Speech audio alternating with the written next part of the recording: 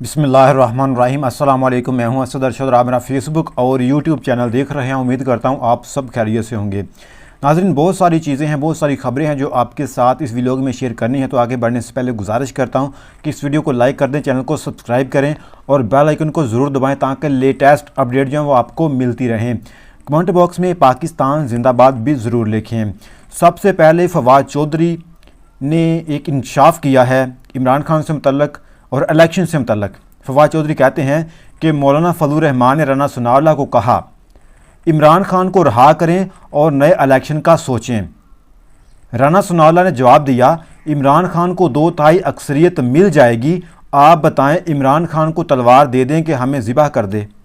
ये राना सनाउल्लाह ने जवाब दिया है। उन्होंने कहा है कि आप ये कहते हैं कि हम इमरान खान के हाथ में तलवार दे दें, उसको जेल से बाहर निकालें, उसको इलेक्शन की तरफ लेकर जाएं, वो 2/3 अक्सरियत ले और हमारी जो सियासत है उसका बेड़ा गर्क हो जाए, आप ये चाहते हैं। उन्होंने कहा कि ऐसा बिल्कुल भी नहीं होगा, ये इमरान खान से इतना खौफजदा हैं। उन्होंने कहा कि इमरान खान अगर बाहर आ गया तो वो तो हमें ज़िबा कर देगा। लेकिन इमरान खान वाज़ेह तौर पर ये बात कर चुके हैं कि मैं किसी से सियासी इंतकाम नहीं लूँगा। हाँ, अवामी हकूक़ जो अवाम के ऊपर जुल्म किया गया है या फिर जो इनके केसेस जो पहले करप्शन के केसेस जो हैं या जिससे इन्होंने पाकिस्तानी कौम का पैसा लूटा है, वो चीज़ें जो है वो बिल्कुल चलती रहेंगी। लेकिन वो कहते हैं कि सियासी जो इंतकाम है वो मैं किसी से नहीं लूँगा।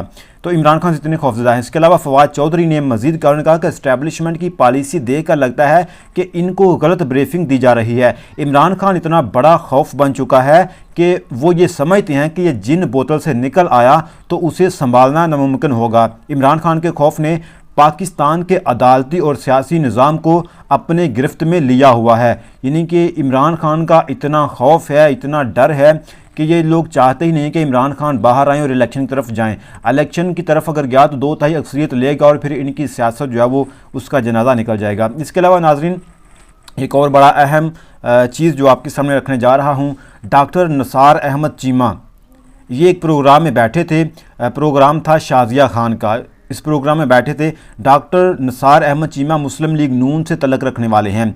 इन्होंने कहा कि सियासी जमात को मुल्क दुश्मन इंतशारी टोला कहने से मसाइल हल नहीं होंगे।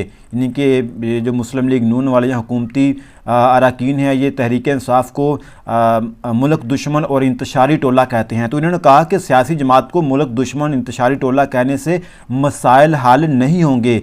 इसी तरह की बातें शेख मुजीब और अवामी लीग के बारे में करते थे। कौम एक बहुत बड़ा तबका पीटीआई का सपोर्टर है, यानी कि पाकिस्तान के अंदर एक बहुत बड़ा तबका जो है पीटीआई का सपोर्टर है।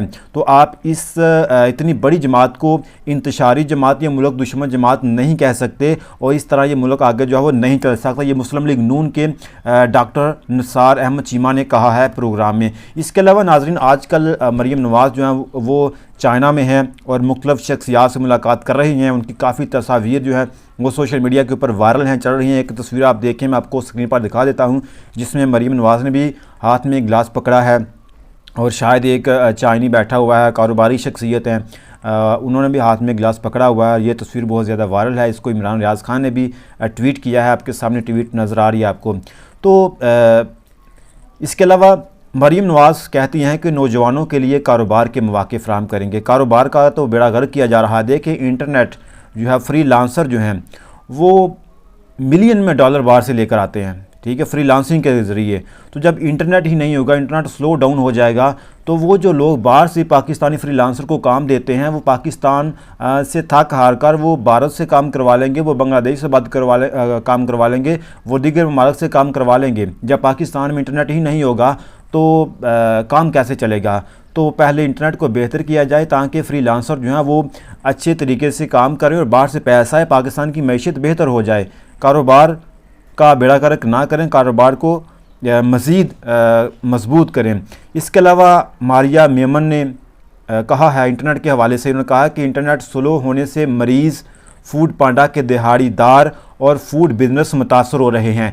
25 लाख फ्रीलांसर्स मुतासर हो रहे हैं, जबकि ख़ुद हुकूमत का $1 मिलियन फ़ी घंटा नुकसान होता है। अगर इंटरनेट बंद होता है, इंटरनेट स्लो डाउन होता है, $1 मिलियन फ़ी घंटा नुकसान होता है।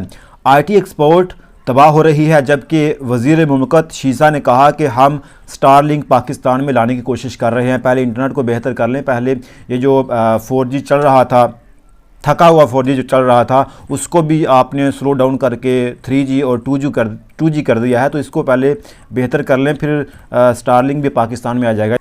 इसके अलावा नाज़रीन, अली मियां गंडापुर ने फैज़ हमीद से मुतल्लिक़ कहा, उन्होंने कहा है कि फ़ैज़ हमीद को जर्नैल हमने बनाया।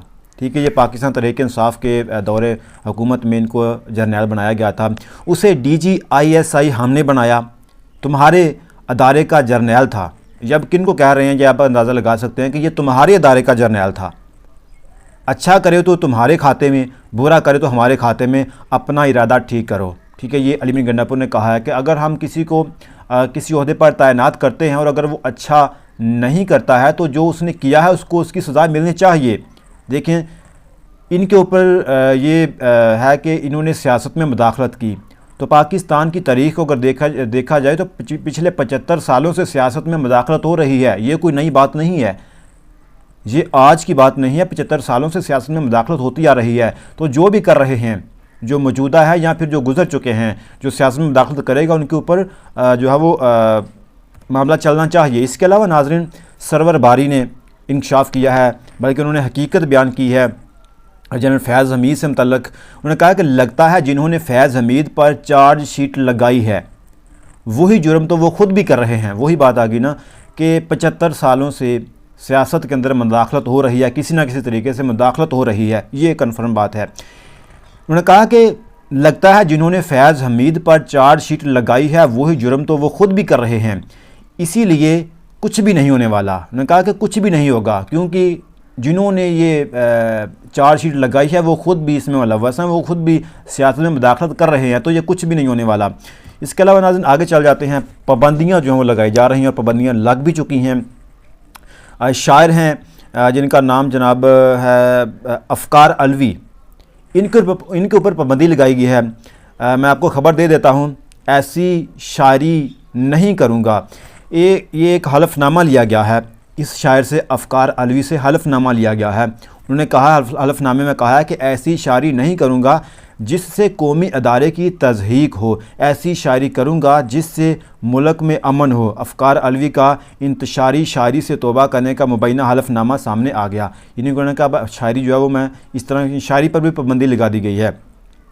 समीना पाशा ने इस हवाले से बड़ी अहम बात की है। उन्होंने कहा कि मलकू गाना नहीं गाएगा, पाबंदियाँ हैं ना पाकिस्तान में, बोलने की भी पाबंदी है। मलकू गाना नहीं गाएगा, अफ़कार अलवी शेर नहीं लिखेगा, अनवर मकसूद मज़ाह नहीं लिखेगा, क्रस्टीज़ डोनट नहीं बनाएगा, तो क्या कौम की राय बदल जाएगी? क्या इतनी पाबंदियाँ लगाने से, आज़ादी राय पर पाबंदी लगाने से क्या कौम की राय बदल जाएगी? ऐसे कौमें कभी नहीं बदलती, बल्कि कौम के सामने कुछ चेहरे वाज़ह हो जाते हैं।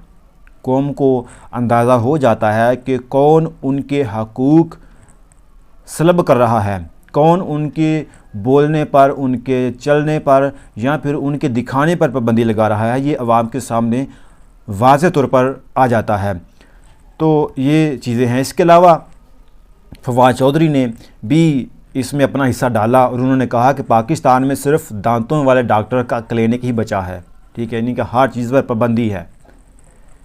पाकिस्तान में सिर्फ दांतों वाले डॉक्टर का क्लिनिक ही बचा है जहां आप आज़ादी से अपना मुंह खोल सकते हैं, यानी कि मुंह भी नहीं खोल सकते, कोई बात ही नहीं कर सकता किसी चीज़ के ऊपर। अगर कोई देख रहा है कि फ़लाँ बंदा जो है या फ़लाँ जो लोग हैं वो गलत काम कर रहे हैं, जो जुर्म कर रहे हैं या किसी के ऊपर जुल्म कर रहे हैं, तो उसके ऊपर कोई बोल ही नहीं सकता। उन्होंने कहा कि सिर्फ